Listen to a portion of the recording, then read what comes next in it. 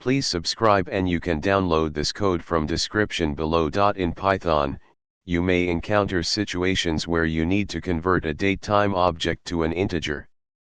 This can be useful for various tasks, such as comparing dates, performing mathematical operations, or storing dates in a more compact format. In this tutorial, we will explore different methods for converting a datetime object to an integer, with code examples to illustrate each approach. Before we begin, ensure that you have the datetime module from the Python standard library installed. You can check this by running. If the import statement runs without errors, you are ready to proceed. The datetime module provides a convenient timestamp method, which converts a datetime object to a Unix timestamp. A Unix timestamp is the number of seconds since January 1, 1970, UTC.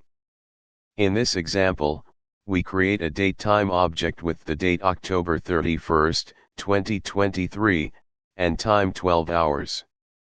We then use the timestamp method to convert it to a Unix timestamp.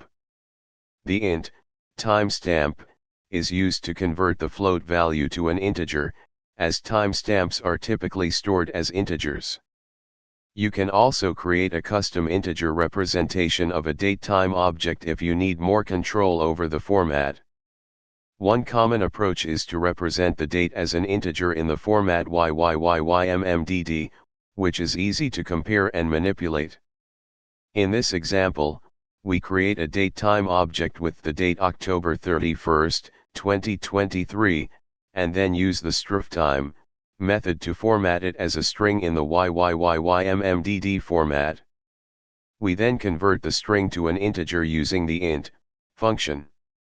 Another method to convert a datetime object to an integer is by using the Julian day.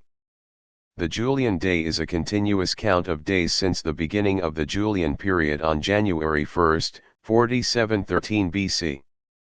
In this example, we use the tordinal method to convert the datetime object to the Julian day, which is an integer representing the date. Converting a datetime object to an integer in Python is a common task when working with dates and times. Depending on your specific use case, you can choose one of the methods discussed in this tutorial. The choice of method will depend on your requirements, such as precision, ease of comparison, and the storage format you prefer for dates. ChatGPT.